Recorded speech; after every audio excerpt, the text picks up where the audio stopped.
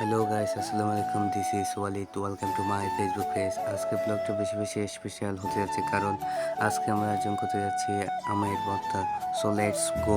তো আমের ভর্তা বানানোর জন্য প্রয়োজন কিছু কাঁচা আম। আমগুলো আমরা গাছ থেকে সংগ্রহ করে নিচ্ছি।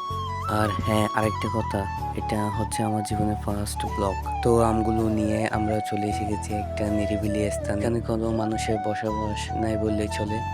আমগুলো এখন পরিষ্কার করে নিচ্ছে আমার ছোট ভাইয়া। তো গাইস, আমগুলো ওরা পরিষ্কার করতে থাক, ততক্ষণে আমরা দেখতে থাকি।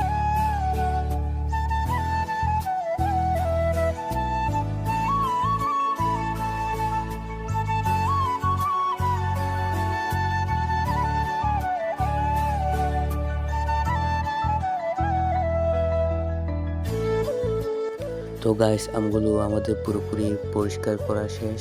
দেন আমরা আস্তে আস্তে আমগুলো কাটিং করে নিচ্ছি। এখনো কিন্তু আমাদের আমগুলো পুরোপুরি কাটিং করা শেষ হয়নি। আসলে গাইস, একটি কথা যেটা আমি আমার মনের ভেতর থেকে বলতেছি, গ্রামের মজার তুলনা করা যায় না। গ্রামের মজাই আলাদা, এটাই বাস্তব। তো আমাদের কাজ পুরোপুরি শেষ হয়ে গেছে, এখন মিক্স করার পালা। তো আমগুলো আমরা প্রয়োজন মতো লবণ, চিনি, মরিচ দিয়ে ভালোভাবে মিক্স করে নিচ্ছি, যাতে কোনো ধরনের কমতি না থাকে। দেখেন গাইস, এরা এমনভাবে তাকিয়ে আছে যেন কোনোদিন এরা খায় নাই। দেখেন গাইস, আমার ছোট ভাই দেখেন, ছোট ভাইরা দেখেন কিভাবে তাকিয়ে আছে, কোনোদিন খায় নাই। আসলে সত্যি বলতে আমারও জিভে জল চলে আসতেছে। তো আমি একটু নিয়ে নিয়ে আমের ভর্তা টেস্ট করার জন্য দেখি কীরকম হয়েছে। সত্যি বলতে আসলে গাইস, এত মজা হয়েছে যে কোনো বলার ভাষা আমার থেকে নেই। তো গাইস, এখন আমরা সবাই মিলে খাচ্ছি একসঙ্গে, আপনারা সবাই দেখতে থাকেন।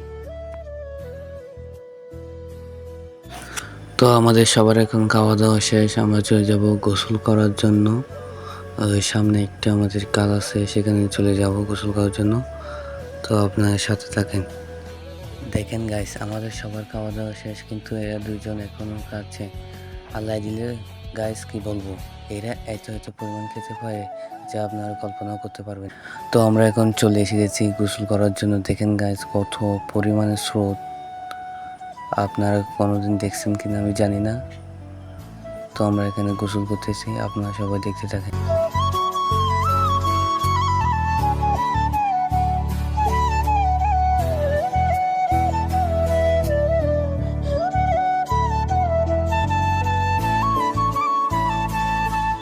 আসলে গাইস, এখানে ভয়ের কোনো কারণ নাই, প্রচুর পরিমাণ সাহসের দরকার।